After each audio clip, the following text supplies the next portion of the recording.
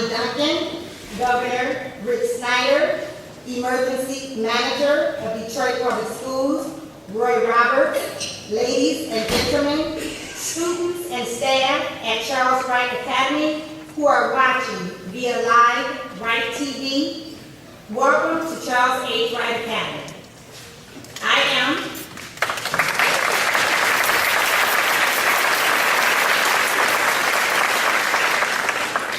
am Kimberly Davis, the principal.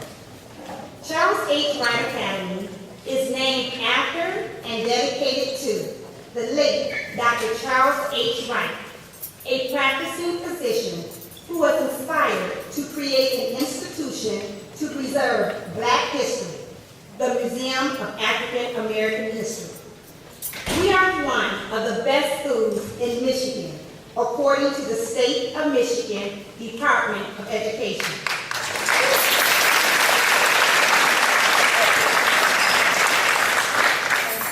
Our school is recognized as a demonstration school, and we have either met or exceeded the district and the state of Michigan achievement standards on the NEAT. We've made adequate yearly progress and have a grade of a B on the education list.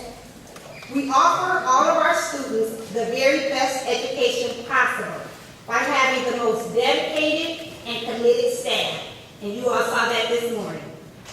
We have a hard-working parent group with outstanding community partners, such as the Art Road nonprofit organization, Steve and Carol Hofgarner, along with Todd Patrick and Jennifer Foreman of Mercedes-Benz Financial Services, who painted the beautiful mural outside of this room.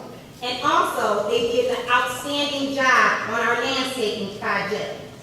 We also have members of New St. Mark Missionary Baptist Church and Tapper's Fine Jewelry.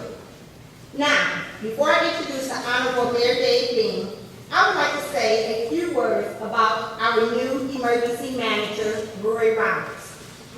In May 2011, Mr. Roberts was appointed by Governor Snyder to serve as Detroit Public Schools emergency manager. Mr. Roberts values education. He came out of retirement to lead the charge to change the paradigm of Detroit Public Schools, and that he did. Mr. Roberts said he can bring the most change by helping teachers get the training to effectively educate urban children. He wants to give principals and teachers what they need to succeed. As a principal for the past 6 years, I would like to personally say thank you to Mr. Roy Roberts, Dr. Karen Ridgway, and Ms. Shirley Mobley Woods for bringing policies and procedures back to Detroit Public Schools. Now, I would like to introduce the Honorable Mayor Dave Bean.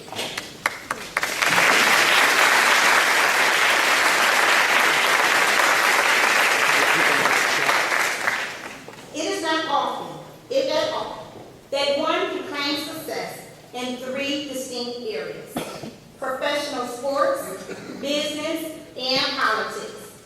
Yet, Mayor Dave Bean did just that when he was elected the 62nd mayor of the city of Detroit in 2009 as part of a special election.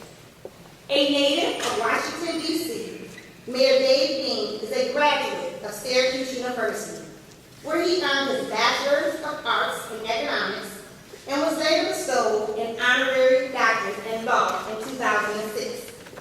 He was a standout basketball player and an All-American in both high school and college. Mayor Bean turned his winning strategies from the basketball court to the boardroom as the founder of an automated supply corporation. In 1980, he served as president and chairman of the Bean Group until April 2009.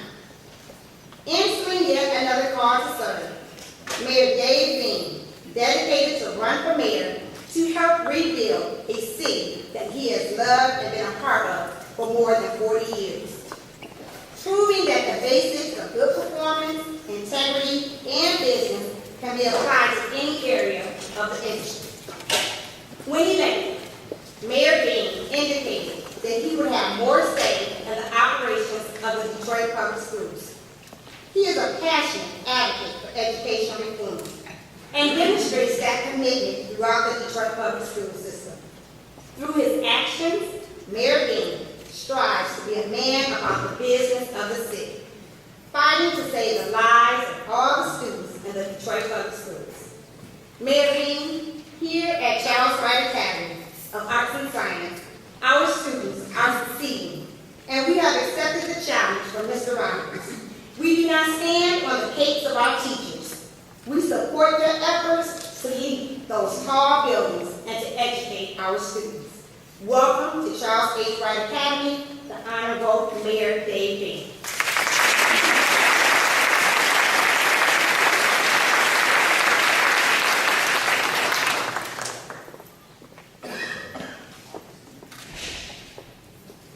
Good morning, and thank you so very much. My remarks will be much shorter than the introduction. I want to say to Mr. Secretary, Dr. Snyder, Roy Roberts, and other panelists, thank you so much for the love and the respect and the involvement that you're having in the education of our children here in DPS. You know, as the Chief Operating Officer of the City of Detroit, I have a tough job. But I think, Mr. Roberts, your job is equally as tough as mine, and I know that with our friendship over 30 years, we're going to work glove in hand to make sure that we do the things that are necessary to educate our children and give them the opportunities that they deserve. I'm here this morning to listen to this panel. Maybe I'm going to learn something also, but I want to say to the children at this school, you are very fortunate to have the kind of leadership that you have. Ms. Davis, thank you so very much for what you do in educating our children. I'm looking forward to be a part of this because our future rests surely and squarely in the hands of our educators and the children that are going to be educated by all of you. Thank you so very much, and I'm looking forward to the discussion. Thank you.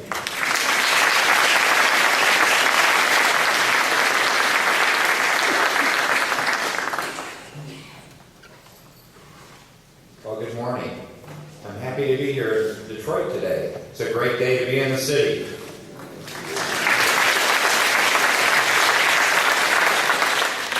And I want to thank our mayor, my partner in the reinvention of Detroit, for being here today. Because for Michigan to be a great state again, to reinvent our state, it will only happen to the degree Detroit's also on the path to being a great city. And I'm committed to having that happen in partnership with Mayor Bang and the City Council. In terms of education, though, I'm excited to be here today because the Charles Wright Academy is one of the great successes in our city and our state of educational achievement. But at the state level, we have to do a better job. When we look at the numbers, we only have 17% of our kids college ready. We have fabulous educators. We have great administrators. But we have a broken system. And we need to have a commitment to change that number. 17 is absolutely unacceptable. The only number that really matters is achieving 100% of our children being college or career ready.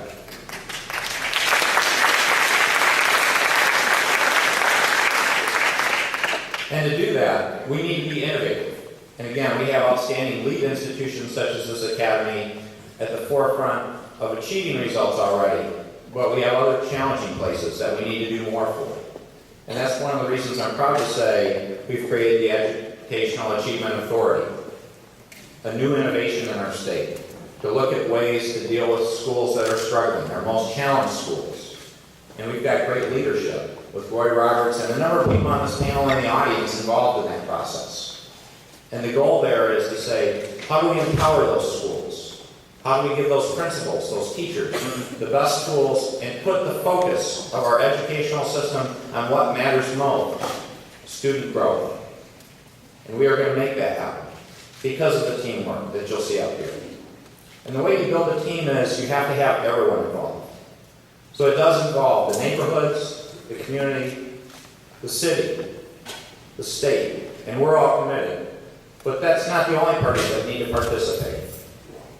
We need to have the federal government involved. It's by getting all parties working together, along with the private sector and the nonprofit sector, that will make this achievement happen. And to have that, you have to have great team members.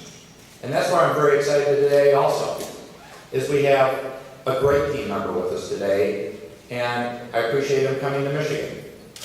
To make this happen, we need to come together, and we have one of the forefront people in terms of thinking about education, of being out front, about talking about these issues, about being aggressive, about understanding it's all about the students at the federal level with our Secretary of Education.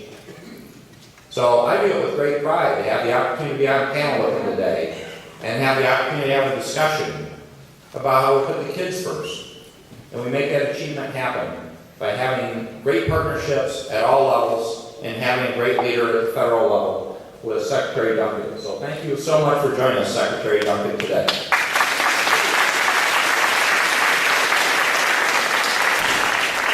Thank you so much, Governor. I'm thrilled to be back in Detroit. And last time I was here, I was a little bit tough. Some of you are probably mad at me. Man, why did I have to say all those things? But I think part of my job is to tell the truth. And I think what has happened for the children of Detroit for far too long, it simply isn't good enough. And I think our children in Detroit are as smart, as talented, as creative, as innovative as children, not just anywhere in the country, but anywhere in the world.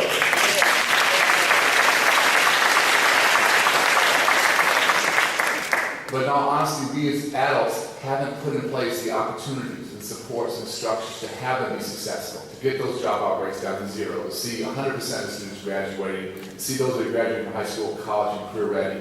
And so we have to challenge ourselves to do much better. And I think that's the reality. As I come back 2 years later, I couldn't be more hopeful, more optimistic about where Detroit can go. There's an alignment of leadership, an alignment of courage and commitment that frankly happens far too rarely. I want to start with the governor. When the governor first was elected, we spent some time together in Washington, and he was unequivocal in his commitment to seeing Detroit go to an entirely different level. And I think he understands you can't have a great state if you don't have a great city of Detroit. And Mayor, I listen to words of politicians, but I watch what they do. I watch their actions more than their words. And this governor has absolutely walked the walk. Please give him a round of applause. I want to thank Mayor Bing. He was a hero of mine growing up, and just to have the chance to spend a little time with him, I can't tell you personally how much I've enjoyed that. And at this point in his life, lots of other things he could do to be a little less stressful and a little easier, but his commitment to the city is remarkable. Mayor, I want to thank you for your leadership and courage. And the same is true for Mr. Roberts. This was not the easiest thing he could have done at this point. But I can't tell you how enthusiastic, how pleased, how hopeful I am about what can happen for the children of Detroit under his leadership. So Mr. Roberts, thank you so much for stepping up. He has lived this, he's had good times, he's had tough times, but his family knows what education can do to transform the lives of children, the lives of the community. And so I think you have a leadership team in place, and a community involvement, philanthropic involvement, the corporate sector. You have all the building blocks in place to do something remarkable here. And has Detroit struggled? Absolutely, no question about it. But my challenge, I think the opportunity here is, can Detroit become the fastest improving urban district in the country? And I see no reason why that can't happen. You can look at what's happened in all these other cities and what's worked and what hasn't. You can leapfrog past that. And I would just urge everyone here to be very, very ambitious. Over the next 3, 4, 5 years, if Detroit can become the fastest improving urban district in the country, think what that will mean for the children, and more broadly, think what that will mean for the city. Just as you can't have a great state without having a great city of Detroit, you cannot have a great city of Detroit. You cannot revitalize a city without a great public education system. Those two things are inextricably linked. And the more the entire community, not just the governor and the mayor, and Mr. Roberts, the entire community rallies behind this effort, the more hopeful I'm going to be. The final thing I'll say is my job is to be a great partner. So I'm here today to listen, to learn, to hear what's working, to hear what the challenges are. But I said from day one that if I left the office and Detroit hadn't improved, then I would consider my tenure a failure. I take the work here very, very personally. I'm deeply committed to helping these children be successful, and we look forward to the dialogue and hearing what I can do to build upon and support the extraordinary effort I see here in the city. Thank you so much.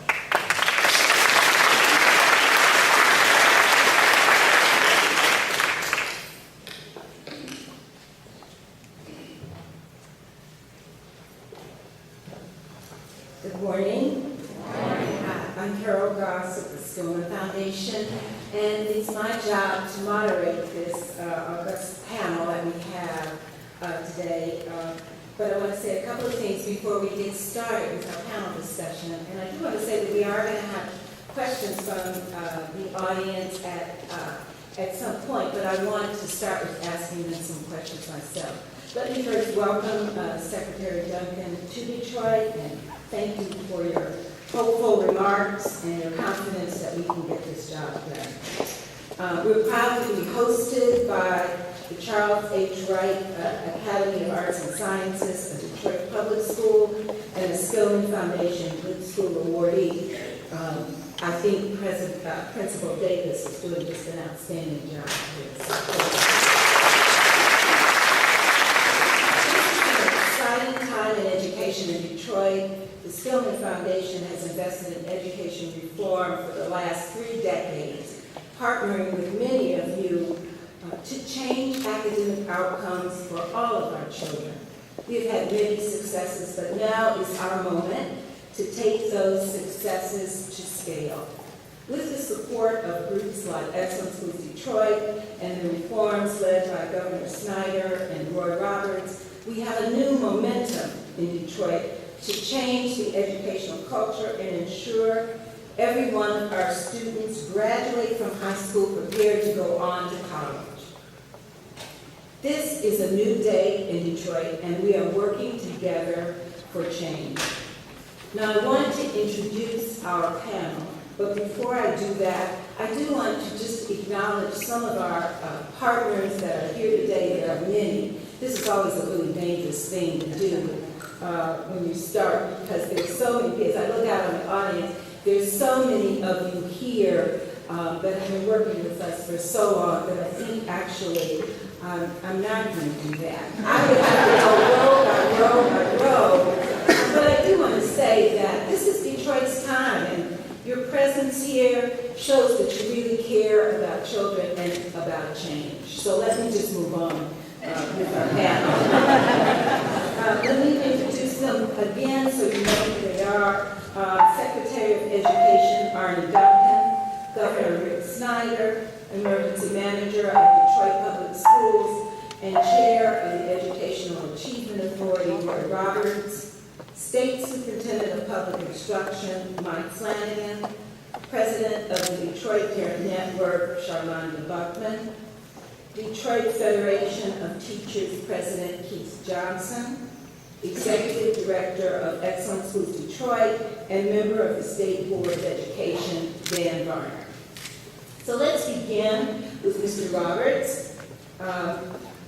Roy, we heard the governor outline the broad education agenda for the state and Detroit. How will the Education Achievement Authority affect the performance of our lowest performing schools? What will be different at the school level? I think very importantly that we're admitting that these are repeatedly low-performing schools, the bottom 5% in the state of Michigan. And we want to make sure that we call those out and put the support behind those schools that is so sorely needed. And the plan is to make sure we move those people to a higher level of performance. And we're going to put all the energy and all the effort that we can muster from the private community, from the private sector, from our school system, from the community behind them. We want to make sure that in that process, in those schools, we want to get parents to sign up to say that they're going to be responsible participants in the success of their students in the school system. So I'm really excited about the possibilities, and I would hope that everyone else would see it that way. We're going to keep talking to people across this state about the possibilities. And as I said to Secretary Duncan, after a while, people stop watching your lips and they start watching your hips. They want to know what you're going to do. But we're going to go at this with a vigor. The governor has been clear that we want to make sure we do everything we can, kindergarten through college, to educate the young people in the state of Michigan. Superintendent Flanagan, you've worked on this issue at the state level for a long time. How does the Education Achievement Authority enable schools to reform faster? What advice do you offer to Board Roberts and the incoming Chancellor Covington? Thanks, Carol. First of all, I want to just say that I don't want to miss the opportunity while Arne, while the Secretary is here, to say that he knows in a lot of states, the governor, the state board, and the state students do not get along. This is unprecedented, really, I think, for the governor and the state board and the United States Superintendent to support a lot of the reforms that went through. And I think they're going to make a big difference for everything, including the EAA. I do want to say this, the governor and I will never agree on one educational issue, and I think it's important to get it out today. See, the governor went to the University of Michigan, I went to the University of Notre Dame. So, Saturday night, this is when, I'm sorry, there's going to be different claims that, in terms of the EAA, I'll be there to see. But to your question, the main thing I think is to not take yourself too seriously when you're asking about a very capable person in Roy Roberts. The public work is very different, and I think it's trying to keep focused on what has to be done for the kids. Try not to let the adult interests be too important. They have to be considered. Probably like the mayor and the governor, and I think Roy Roberts has already gotten his dose of criticism. And the point is that if you do the right thing, those things you'll look back on them and realize they don't matter much. That the leadership is the key. I think they've made a great selection in Covington from everything I know of him. I think this is going to be a good bridge to try to get those schools that have been particularly struggling, as Roy said, to a new place of achievement. And they have a way to work out in time if that's what they choose to do. But I think this EAA is going to be so successful that you might really see a time down the road where there's schools who are struggling in other districts thinking, how can we be part of that? So the best advice I would give for the leader, and if Covington was here, Dr. Covington, I would say the same thing, is stay strong. Don't let the special interests get to you. Keep focused on the kids and their achievement. That's the only thing that matters, and it'll be just fine. Well, we know that parents and the community are an important part of this discussion. So, Sherlonda, the Detroit Parent Network has engaged nearly 15,000 homes in its door-to-door campaign this summer. Based on your experience and expertise, how can we engage the community in this conversation and participate in the process of improving our schools? Well, first, Carol, I want to thank the Skillman Foundation and a number of others for making sure that parents and the community have a voice in this conversation. One of the things that the Detroit Parent Network believed when we started is that the organization would attract parents who are traditionally involved in a lot of things, in the church and the school, but that we had to go out and get parents who needed our support the most. And so that bore our annual door-to-door campaign when we go out and talk to parents.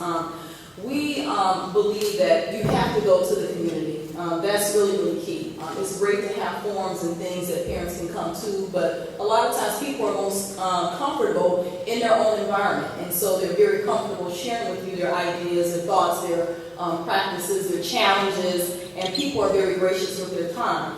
One of the things that we know is important is having the right team. Everybody that wants to go out in the community doesn't need to. You got to have support and training. And when you're working with people, you can't just see the poverty. That's going to be there. You have to see the opportunity and the possibility, because this is a parent of a child who we want to be successful. And Secretary, we believe what you believe. We believe Detroit's children are very smart and very talented, and we want our children to achieve. And so a big part of the campaign is about helping parents understand what's happening, making sure we have a clear message. But more importantly, what is it that we can do right now to make sure that our kids are going to be successful, even if it starts with the kid in their house or the children in that neighborhood. It's important when you work with the community to have the right partners. We knew when we went to Southwest Detroit, Buenos Dias, there's not a lot of Spanish that I know, so it was important to work with the organizations already serving that community who had some additional relationships and so that we can be successful in reaching out to parents there. The other piece that we believe is that you have to make it personal and you have to make it relevant. It's a huge issue that we have, education crisis in our country right now. But what does that mean to me today? And again, what can I do about it? So we have to empower people, not just with information, but give them ways to connect to the issue and things that they can actually do to make a difference today. We also say make a deposit. One of the things that we did this summer when we went door to door is we spent a lot of time talking with parents, but when we said on Thursday we're going to be on your block. So we had this huge neighborhood block party in DPN Rocks when we on the block. And so we have our parent mobile, we gave out food bags, but you had to go to the Soul Train line and get the food bag. We talk with parents about how to choose a good school, so we always sneak in the substantive stuff. We talk with parents about what are some of the barriers to going back to school, the importance of safety and the role that parents can play in that, the importance of making sure your kid is in school every day, not just some days. So, those are some of the key things. I also think it's important to have clear, transparent communication. We're not just talking about educating parents at Detroit Parent Network, but it's important to educate, then support them with things like our school bus tours or our school shopper fairs so that parents know how to choose a good school, and then model what that looks like. Show parents what excellence looks like so that they have higher expectations of what our schools should be doing to support our children and what they have to be doing to support their children. And lastly, giving parents and the community a way to stay connected. Once you put the information out there and you get people excited about it, we invite people to be part of our mailing list. We invite them to upcoming events. We include them in our text roster so that people have a way to stay connected and be a part of the solutions for children in Detroit.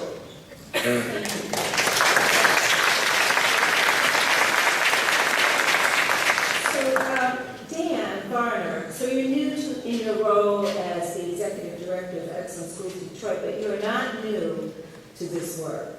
A lot of progress has been made in Detroit in the last 2 years, including the establishment of Excellent Schools Detroit. Can you share with us some of the fundamental changes in the educational landscape and what else needs to happen? I'm sorry, Carol, I'm going to ask you to repeat the last part of that question. Okay. Can you share with us some of the fundamental changes in the educational landscape and what else needs to happen? Absolutely. Before I answer that question, let me just extend my thanks to Ms. Davis as principal of the school for hosting us. It's not an easy thing to arrange for all of this in the middle of a school day. So kudos to you on a job well done. So lots of things have changed in the last couple of years. Perhaps the most important is the fact that a coalition of community-based organizations, philanthropy, and business have come together and said, no longer will we accept mediocrity on behalf of our children. Frankly, that's got to extend to the full community. Kids first has to become the motto of our community, no matter who else that is for or against. As a community, we have to be for kids and demand the changes that are necessary to ensure improved academic outcomes for all kids. So lots of things have changed, of course. We've got a reform district that has been launched here in the state of Michigan that begins with city schools. We have this coalition of community members that's interested in this work. We have a governor that is supportive of and promoting the changes that need to happen. We've got tenure reform that's occurred at the state level. So lots of changes have occurred, but many, many more need to. We actually need to engage in a broad community conversation around what, if we were starting from scratch today, what do we want to create, right? What do we want to create that would ensure great educational outcomes for our children? And not be afraid to go to that space. Let's accelerate the change and get to that place. And so what's next for us, I believe, is that broad community conversation to say, we have wonderful schools like this one that work, but far too many don't. And if we want to ensure that every child in Detroit gets the benefit of a great education, we've got to decide as a community that we want to engage in that conversation around what does it mean to start over? What does it mean to create an educational system for this century for our children. That's what's got to be next. Great. So, Keith Johnson, we know that the most important education measure that children can have is a well-trained and committed teacher. Can you talk about how the unions are working to ensure every classroom teacher is equipped to meet the needs of all children? Thank you very much, Carol. Before I answer your question, Governor, we already woke up on Western Michigan on Saturday, so everything turned this Saturday under the lights. And I too want to give plaudits to Kimberly Davis. I told her father I've watched her grow as a professional and certainly as a leader. And I have particular interest in Charles H. Wright because before it was Charles H. Wright, it was Alex Dow over on Pembroke. And many of the teachers who are here at Charles Wright educated my two youngest children who are doing very well for themselves because of what they learned from teachers here. So I commend them, and that really speaks to what the DST is doing to enhance teacher quality. I'm fortunate to have two of my peer assistants in review co-chairs here today, Vanessa Parnell and Ivy Bailey, because what we've decided to do is take ownership of the profession. If you want to talk about the best practices of quality teaching, you must first identify what it looks like. And then you have to go out and start working with those probationary teachers, those who are new to the profession, and help cultivate the talent that lies within them. And with our teachers, we have to do much of the same type of work that we do with our students. You have to look past the problem to see the potential. And so what we want to do is to make sure that for those people who decide to take this as their profession, that number one, they have the acumen for it. And so thus the Peer Assistance and Review Program is designed for that purpose. And even with our veteran teachers, we are teachers of habit. And it's very easy to fall into a rut. You get accustomed to doing things a certain way and you establish a comfort zone. Well, that comfort zone may insulate you from innovation.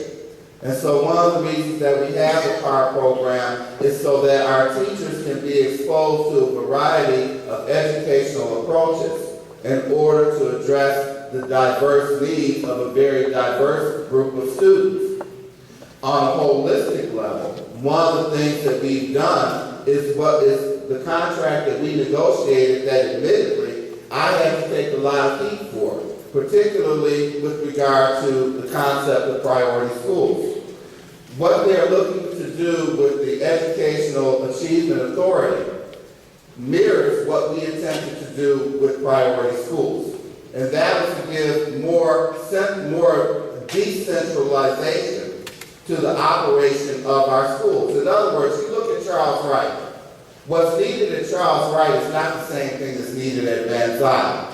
You look at Renaissance High School. What you need at Renaissance High School is not what you need at Pershing High School.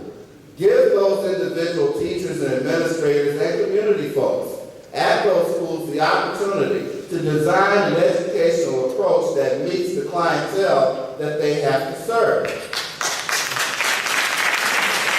I think that one of the things that has hindered us in Detroit in particular, we tried to apply a one-size-fits-all model to a school system that with 130 schools, this is a huge school district.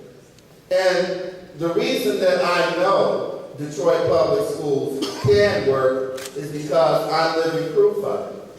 I graduated from Detroit Public Schools. And I must tell you, I was not the model student. I tell people all the time, I was not the refined individual you see before you today. I went to 4 high schools in 3 years, one of which was probably the #1 high school in America at the time, Cass Technical High School. But I got kicked out on March 23rd, 1971, at 1:30 p.m. Unfortunately, I ended up at Henry Ford High School that saw the potential beyond the problem and helped me to become, number one, a responsible young man who grew into being an educated young man who now works and commits his life to making sure that young men and young women who are mirror images of me have the same opportunity and the same results that I have. And that's why I really said all during the work today, because as president, what people think my focus is on protecting teachers. Protecting teachers is the least of what I do because most of my members don't need protection. What they need is assistance. The bulk of what I do on a daily basis is creating the best opportunity for teachers to teach and children to learn. And so every day that I wear this badge, at the top it says DPS, it reminds me of not only who I am, but what I do. Thank you. Thank you. So, Dr. Snyder, you promised bold changes and reforms in your gubernatorial campaign, and you have delivered on them. Is this level of fundamental education reform truly possible in an economic climate of continued cuts? It absolutely is, Carol. There is no option, no right thing to do. And though I'll give you an illustration when I took office about education and all the topics. A lot of this is cultural change. A lot of this is getting a more positive culture about how we're going to work together. So it's about being positive, forward-looking, inclusive. And the challenge I get from people when I first took office is they would say, be bold. You gotta be bold. And the next line I would come out of their mouths would be, but don't set expectations too high. That doesn't make any sense, folks. You gotta be bold, and you gotta have high expectations. If you don't set high expectations, you're not gonna achieve. And that's the approach we need to take. And then people would come and say, well, what if everything doesn't happen? Well, I tell people, if everything I propose happens, it means I didn't do my job. Because we have to stretch, and we have to achieve. And the way I believe we need to do it is something I try to live every day, and it's a simple philosophy called relentless positive action. And what is relentless positive action? It's about solving problems. The whole focus of our administration is to solve a problem. We spend no time blaming anyone for anything. We spend no time taking credit for anything. And the whole objective is to say, here's a structural problem, let's solve the problem, let's take on the next problem, let's be bold, let's set high expectations, and let's achieve great results. And it's by Michiganders becoming more positive, being inclusive, working together, that we are going to reinvent this state and have one of the best educational systems in the entire country. Thank you, Dr. I'm going to ask one final question, and then we will go to our audience. And that question is for Secretary Duncan. We have set a high standard for ourselves and for our schools, and we've developed a cohesive reform plan and are executing it in Detroit.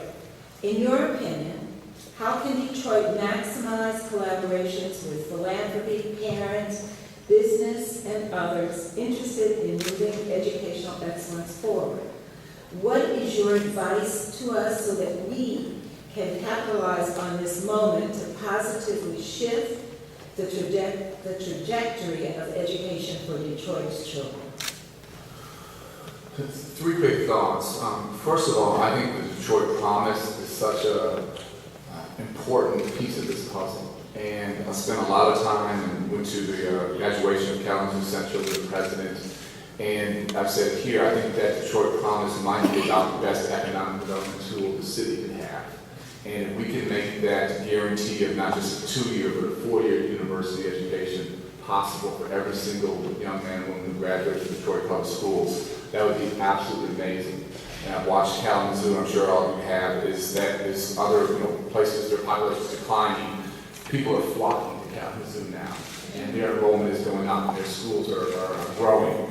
And I think a huge part of the reason that city is going the right direction is because of that Kalamazoo Promise. So I think continue to fund that, continue to make that real, having young people really understand that between $40 billion of grants from us, local money, the Detroit Promise, it doesn't matter how much money your family has or doesn't have, or what the community has or doesn't have. You work hard, that opportunity is real. Secondly, and this is hard when you have so many people want to help, it's almost an abundance of riches. I think we all have to work for Mr. Roberts now.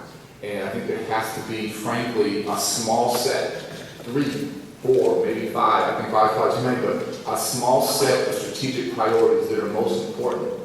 And Ryan started running Chicago Public Schools. We had an amazing feeling throughout the community, but everybody had their project. Everybody was doing their own thing. They were sometimes overlapping and getting each other's way.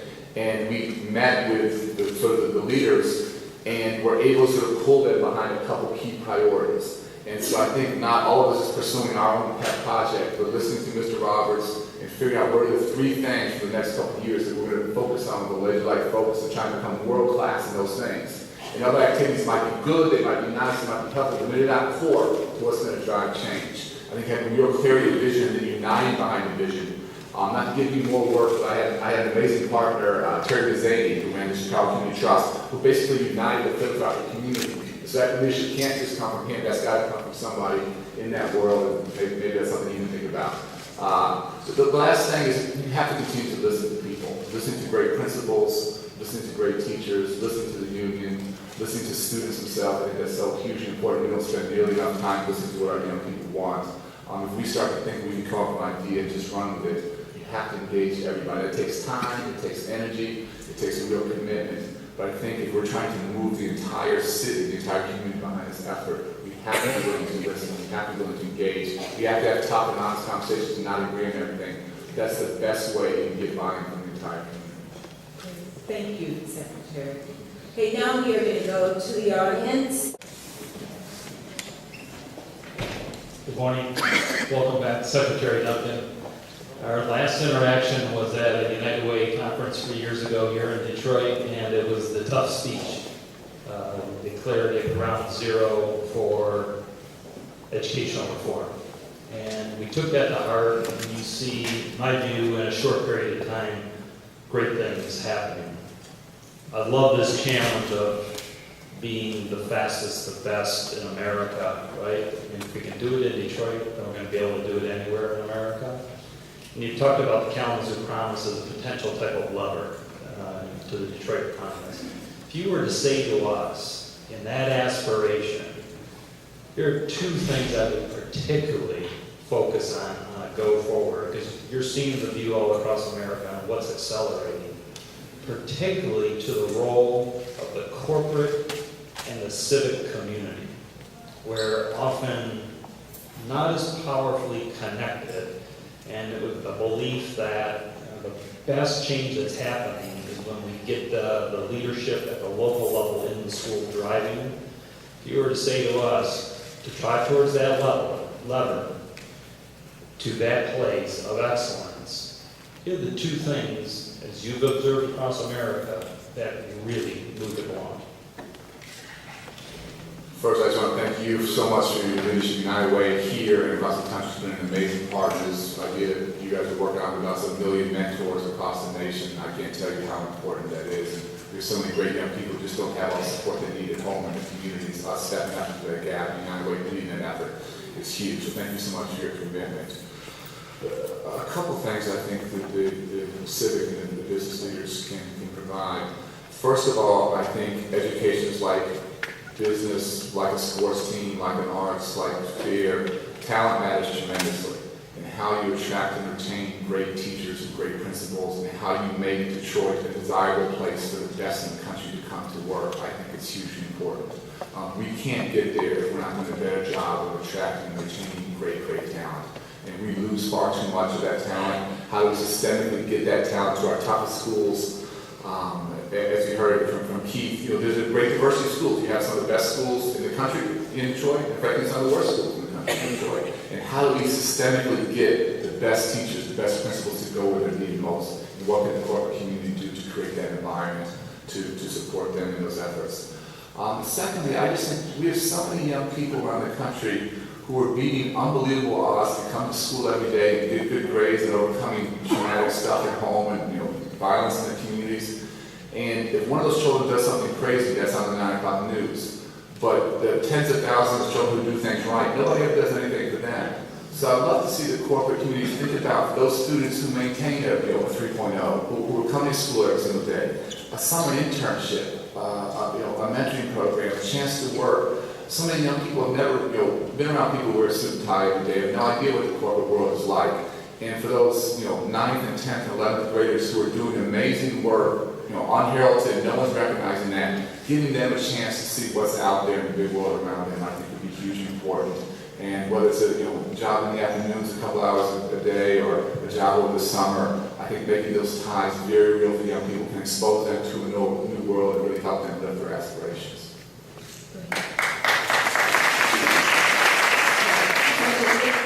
The gentleman in the gray suit, and then I'll come back to the side. Go ahead. Welcome, Secretary Duncan and Honorable Governor. Detroit is in a situation where we had a state-imposed takeover for 9 of the last 12 years. When you were here in 2009, we were under that takeover. The district, under the state's stewardship, they have quadrupled the percentage of failing schools. They have exacerbated the deficit under the former emergency manager by another $100 million, and they use as a rationale for continued control the deficit, their own imposed legacy deficit. Currently, I want to direct a question about the EAA. We have now a EAA system which the only students that will be in that system are the ones that the emergency manager fails in his capacity as an emergency manager over the Detroit Public Schools. So to directly to the point, how do you reconcile having been, the emergency manager now is coaching both Notre Dame and University of Michigan, because he's over the EAA system and he's over the Detroit Public School system, and the only way that a single student gets into the EAA system is if he fails in his capacity as the emergency manager. So I want to know, how is this system going to benefit the Detroit Public Schools? The last emergency manager said they were going to put 60 kids in the classroom, and that drove, which is one of the reasons we have trouble getting students back into the school, that drove all the middle class parents out of the district because they circulated that rumor. So I wanted to say that. Okay, you do have to get to your question. My question is, and I did answer it in there, I said, how do you reconcile having both positions? And the second part is, when and how is the Detroit Public School Board going to be reimbursed for the money that the EAA system are taking from the Detroit Public Schools now in terms of your time, your car, your personnel, etc., being utilized in the creation of a competing district? Let me try to address that, please. If you believe that Mr. Duncan is responsible for all students in the United States of America, and that's not a conflict. If you believe the governor is responsible for all schools in the state of Michigan, that's not a conflict. I have an assignment from the governor to be responsible for Detroit Public Schools and be responsible for the EAS. And I tell you, I feel a real responsibility for every child in the city of Detroit. I don't care what school they go to. We've got to raise the standards for all the kids, and that's what we're working on. And I don't feel conflicted at all. I think it is absolutely the right thing to do, and I'm going to stay absolutely focused on getting it done. And so you and I have had some of this discussion before. You raised the question, and I'm in the same place. I am not conflicted. We're going to do the right thing for the bottom 5% and the 95% that's above that, and I don't feel conflicted at all. And all the kids that are in charter schools that we didn't even charter, we have a moral responsibility for them also. We got to raise all the standards for all kids in the community.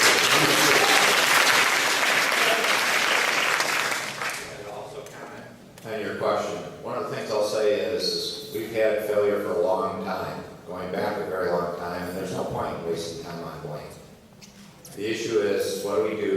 the problem. And it's time to step up and solve the problem. And thank you. And one of the key ways to do that is to get leadership of people like Roy to step up, and not just Roy, but bring the whole community together to understand it's all about the kids. And the EAA, in the long term, is an opportunity for Detroit to take leadership in showing this is a path to help schools that are the most challenged all across the state of Michigan. And it's to say, we believe in the opportunity of Detroit enough, we're going to start here on helping bring reforms that won't just be for the schools in Detroit, but we're going to take those across all of Michigan to say, hey, there's leadership here in Detroit where we can do the best thing for every student in our state, not just the city of Detroit. Carol, I alluded in my comments to the priority schools. And I cannot criticize the goals and the objectives of the EAA governor and Mr. Roberts, but here's the concern that I have. As I indicated, much of what's been outlined for our EAA is what we negotiated in the priority school language. And so as I heard Mr. Roberts and I've heard the governor speak about the investment that we're going to make into these schools that become part of this separate district, when we negotiated this language, the expectation was that we would take that same level of energy and that same commitment of investment into those schools that had been consistently low performing. And what ended up happening, the priority schools simply became more lip service. We cannot afford to have that happen with EAA, and I don't believe that it will. But I am conflicted with the fact that as it pertains specifically to those lowest performing Detroit public schools, we made a commitment to the opportunity, but the opportunity was blown because nobody followed up with the philanthropic commitment, no one followed up with putting in the resources that were necessary for those schools. For example, if you know that you have a problem with transiency, and you know that you have a problem with truancy, or you know that you have a problem with children who do not receive the proper medical screening, and thus those medical impairments inhibit their ability to perform. If you're going to make that investment to address those issues in the EAA, weren't our traditional Detroit public school students worth that same level of investment? And so now as we move forward, I would submit to you, Governor, and to Mr. Roberts, let us not go back to Brown versus Board of Education, where we're willing to make the investment in one group of students and tell another group of students, oh well, survive as you can. That is disingenuous in terms of our commitment as a city and as a state to making sure that every child in Detroit, in the city of Detroit, regardless of the schools that they attend, has equal access to quality education. We owe it to them all.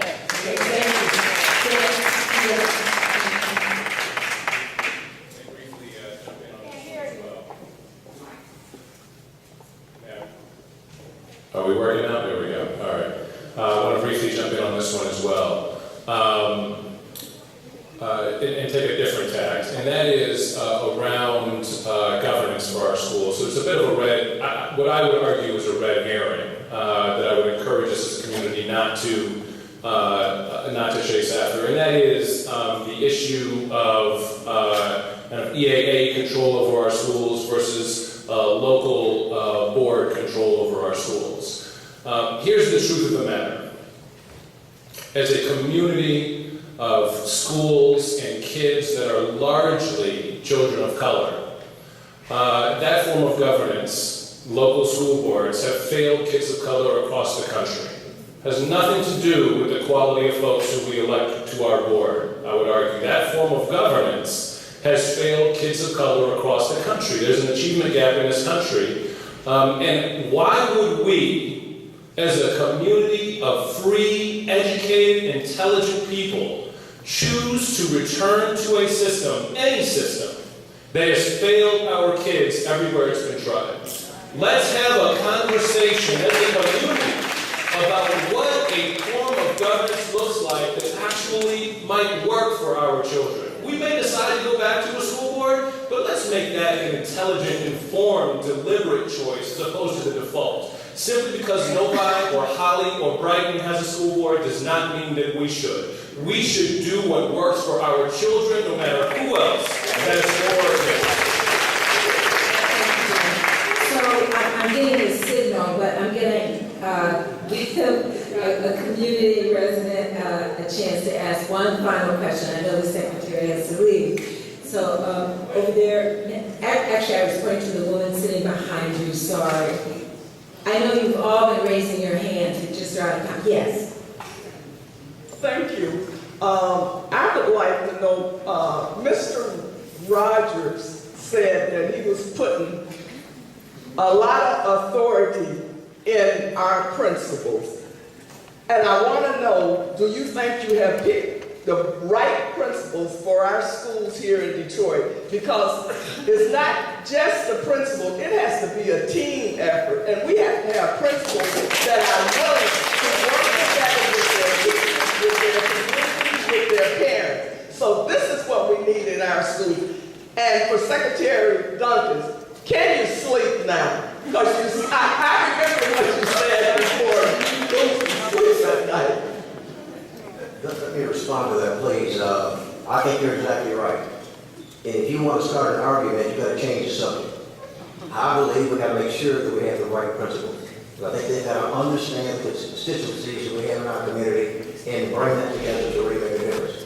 As Mr. Arne said, several other people have said, this is not a one big man theory. This is something where the entire community has to come together, wrap their arms around it and say, I have enough, we're going to make a difference, and we make a difference. So we want to make sure, I can't tell you that every principle is right, but I can tell you a lot of them are right.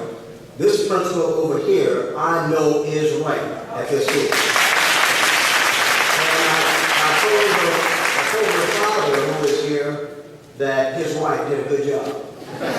Really good job. He assured me that she did. So thank you very much. We're going to continue to work at that. Okay. Real quick, that slept like a baby last night. So the secretary said we can take 3 more questions. So I'll take this gentleman and then I'll come over here. Hello, thank you. This is from Mr. Duncan. Can you explain your comments you made in the newspaper on September 2nd? And I'll quote you. I'm optimistic today about Detroit's future that can probably at any time in the past 2.5 years, it is because of the leadership of Roy Roberts and Dave Dean. Did you include your encouragement with our new acting superintendent, Karen Ridgway, and our new person, Ms. Buck? No, I think again, the team here, the alignment, and I love the debate, I love the conversation, but I just am fundamentally extraordinarily hopeful about where this system is going to go with the collective leadership of, everyone in this room, folks across the panel, folks in the community who are busy doing their jobs right now and couldn't come out and spend time with us. But I just think Detroit has this amazing chance that it hasn't had in the past to leapfrog past many urban school districts. And so I'm very, very hopeful. And again, I want to do whatever I can to be a good partner in that work. Great, thank you. Okay, so I'm going to go to the back. Where's the mic? So, the young woman in the black jacket. Thank you. I want to say welcome to everyone on the panel. My name is Michelle Edwards, and I want to say what Governor Snyder said about it needs to be a change in culture. I agree with that. I have lived in the Metro Detroit area all my life. I am a product of DPS. And I do service all of the schools in Michigan for Scholastic, and I want to put my question to Superintendent Flanagan. Because of my broad view of all of the schools in Michigan, I'd like to ask, is there a state-level plan for addressing how to get the parents more involved and providing literacy skills and strategies for them to be able to utilize at home? So basically educating the parent on what to do at home and getting them more involved in the schools. Is there a state level plan? Thank you for that question, great question. Coincidentally, in 2 weeks from today, I think it is, the Department of Ed on its website has what's called a parent involvement, parent engagement toolkit.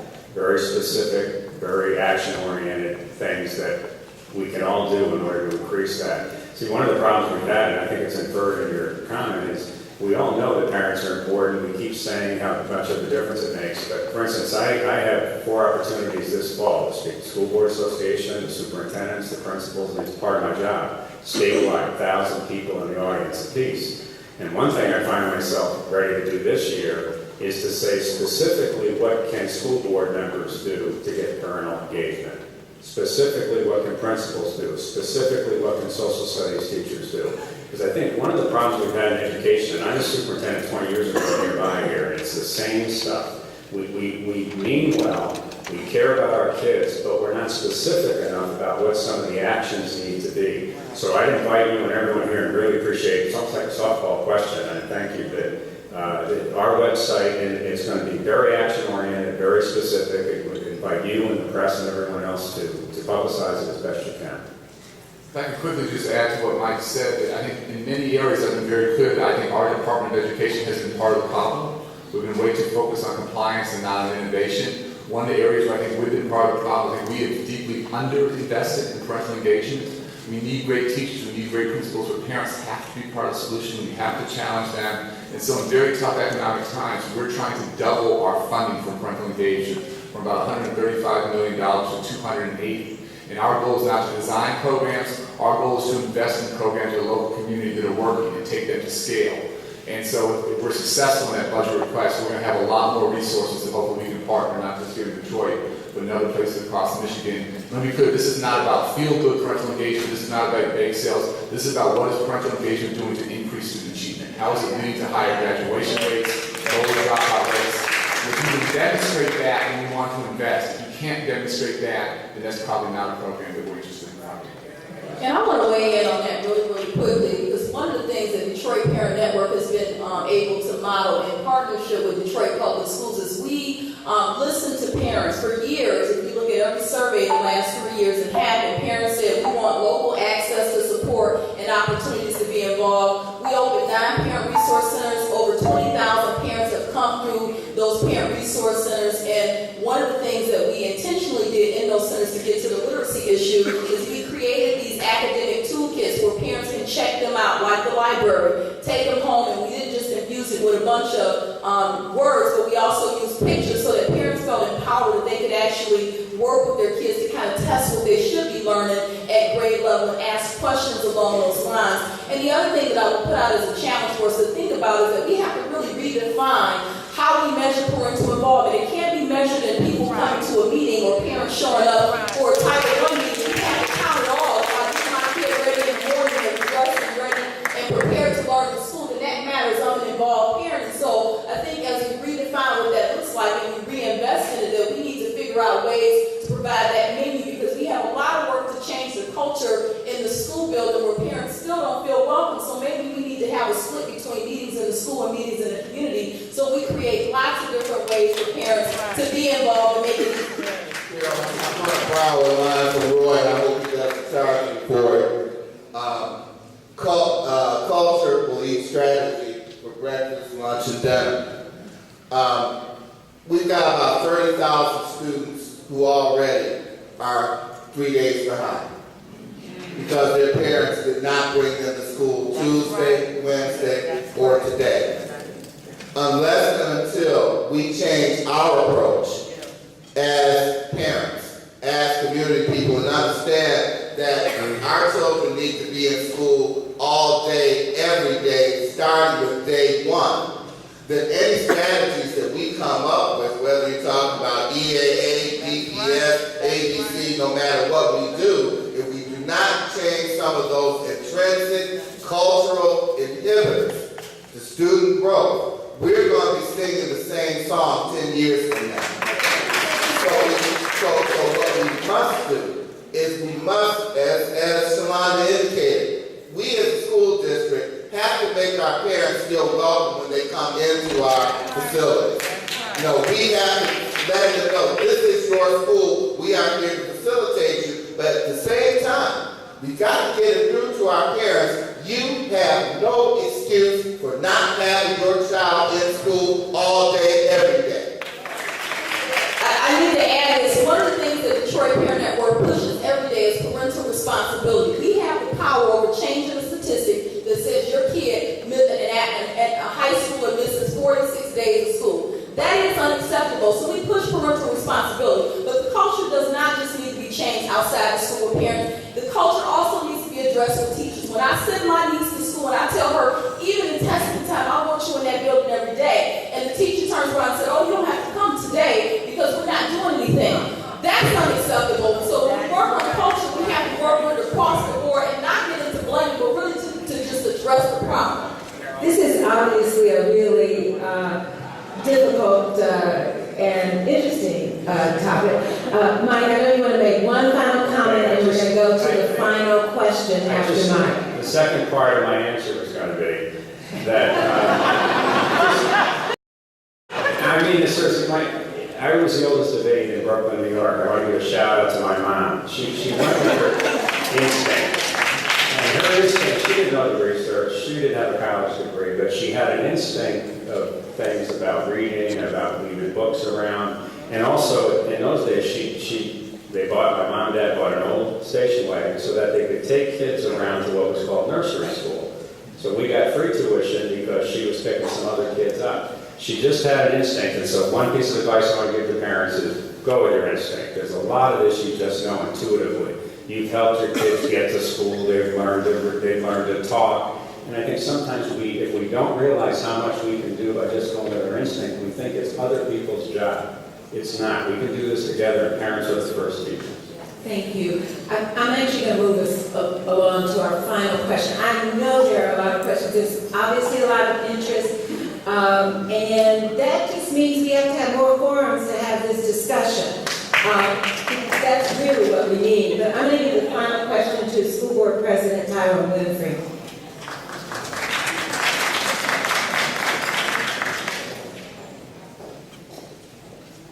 Tyrone Winfrey, President of the Great Detroit Board of Education, and also Director of the University of Michigan's Detroit Admissions Office, Go Blue. I have not heard much discussion about higher education, and Secretary Duncan, we met a few years ago in Chicago. I've been working with Chicago schools as well for 14 years in my role with the University of Michigan. My question to you is, what was the impetus for Chicago to now have all these college readiness high schools and middle schools? And basically we want to see that modeled in Detroit, but I'm trying to find out from you, what did you do in those 14 years I've worked with the school district? Greg Garnett, if you're ready to stand, it was my person working this thing through and having you guys spend some time. But I think a couple things, we just fundamentally thought we had to raise aspirations and expectations very significantly. We saw lots of students who were doing well academically, but because college was, they didn't know anyone who had gone to college and have a family member who had gone to college, they didn't aspire to do it. It was a different world. That was for rich folks or somebody else. And so trying to build a culture starting in 6th and 7th and 8th grade where those college conversations start to happen. We tried to do more algebra in 8th grade. And we did some of that. We didn't do enough. I would like to have gone further, but making sure if you do algebra in 8th grade, you have a chance to take calculus as a senior. We tried to do a lot more around dual enrollment of taking college classes while you're a sophomore and junior and senior in high school. And to me, that's not just for your advanced students. To me, that's a great dropout prevention strategy. The students start to understand what's possible for them to do. It was really interesting. We looked at our AP data. We had enough kids taking advanced placement classes. And in, I think, 3 years, we basically doubled the number of minority students taking AP classes and tripled the number taking them and doubled the number of passing. And what I said to my staff is, I think our students were doing a little bit better, but they weren't twice as smart in a couple of years. What had happened historically is they just been denied opportunity. And so it's really about us as educators looking in the mirror. We had very well-meaning teachers and principals, but they just weren't putting black and brown kids on an AP track. And once they did that, then all of a sudden, we literally in just a couple of years doubled 100% increase in the number of passing. So not one strategy, we're trying to put all those things in place so that aspiration of going to college becomes much more real and not just a distant dream. But we're going to be great afterwards to follow up, but there's no one better in the country than him to take these issues through. Carol, hopefully, maybe a last comment. I've been on board 3 months and 2 weeks. And I've had a chance to look at a lot of schools, talk to a lot of great principals, a lot of great teachers, and talk to a lot of kids. We're going to spend some more time talking to kids. One observation, people in this community are so proud of their schools, and they want to help. They want to see DPS come back to its position of prominence. In the 50s, it was looked at as the best school system in the United States of America, and it's dissipated. But a lot of places I go, people don't talk about academic excellence. They talk about their little thing. And there are so many people that really want to help, that they're in the school system with little projects and little programs, they're stepping on each other. They preclude principals and teachers from doing their job. And we got to fix that. We've got to clean that up. We've got to coordinate better, and we haven't done that very well. And that's going to be a major, major undertaking for us. If you go to the bank and you didn't like it, you wouldn't take your program over there. If you went to the hospital, you would take your little program with it. People think they can put any little program in the DPS that they want to put in the DPS. That's wrong. That is wrong. We got people who come to me and want to sell me on a program and want me to dump it down on all the schools. I'm not buying. I am not buying. Okay? The principals and the teacher and this, they're going to put together a committee that's going to say what they want that will help academic excellence in our school system. That's what we're going to buy. Not stuff that I would just impose on the school system.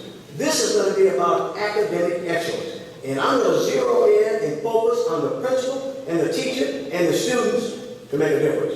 And everything else, a lot of it is just crap. There's no way of saying it. It's wrong. Okay? Thank you very much. I want to thank you for that question too. And too often we talk about this as a K-12 issue and challenge. And certainly we've got to help our K-12 system and schools be ready to educate every child. But the truth is that there's a world of education that happens after 12th grade, and there's a world of education that happens before kindergarten.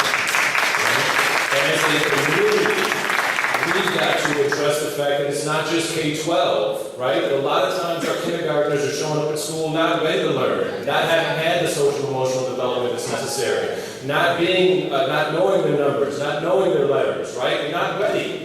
And so we're trying to catch them up from the very beginning at the same point in time, right? We're trying to transition kids from 12th grade into college, and they're not ready there either. We've got to align our systems so that pipeline goes all the way from birth to career and college ready, not just a K-12. One of the things that we've done to help precipitate that is this year, eventually it will be housed in Northwestern High School. We've established a partnership with Johns Hopkins University for the implementation of the Diplomas Now program. This is a program that gets students on a centralized focus towards post-secondary education, with the ultimate goal, of course, being college education. But even beyond that, it sets the template for us to not just focus on children when they get to high school. We've got to put a renewed emphasis on those children beginning with 6th grade, because there's something strange that happens with our children. We know that if we can get them through the 3rd grade successfully, they have a mastery of the basic skills. It allows us to have an easier time to educate them long term. But there's something that happens with our children at the end of the 5th grade. I don't know if it's the hormonal changes, whatever it is that's going on, but they begin to lose focus, and you begin to see some of the patterns that contribute to children dropping out of high school or losing focus on the goals and objectives of education. So we want to expand Diplomas Now to reach into our middle schools and ultimately even maybe into our elementary schools, because as we talk about changing the culture, we have to let children know that opportunity is yours to be seized, and get them to understand that we want them to be in a position to have choices rather than have dictates. And the last thing that I would say, and I'm not saying this in a negative way, but one of the things that's been missing throughout all of this in the past few months is a frank discussion about education and academics with the leader of the school district. Because nothing is going to change in this school district unless the practitioners of the craft have a seat at the table. And we have not yet had that opportunity to have an academic discussion involving the Detroit Federation of Teachers, the Detroit Federation of Paraprofessionals, and the Detroit Association of Educational Office Employees, because we are the ones who are in the schools that make it happen. So I'm going to issue a challenge to you, Mr. Roberts, today. Regardless of the litigations that we may face, the one thing that we agree on is our commitment to educate these children. And I want to sit down with you to have that discussion about our collective educational and academic plan. I think this is a very inappropriate place for me to negotiate labor agreements, and I'll defer to Mr. Johnson saying what he want to say. But on the same day they delivered me a note saying they wanted to meet with me, they sued me and the governor and everybody in the state. So we'll work our way through this. We'll work our way through it, because I'll tell you something, man. I don't believe for 1 minute that he is disingenuous in terms of saying that he wants education. I don't believe the school board is. I think they are good people. I personally believe that. I professionally believe that. The system is wrong. You can't get to the answer. You can't. Every day that we don't make the right decision in Detroit Public Schools, I hurt a child. I'm not going to wait. I'm not going to wait. I'm going to move ahead fast. And I'm going to continue to work with the school board and the president. I'm going to continue. I'll talk to the union anytime. But we're going to run the system. We're going to run it. And we're going to make sure we fix it with the right thing for the people, for the children, and the parents in the system. Okay, so this has been an incredible discussion. I want to thank you all for being here, and please join me in thanking this panel. It is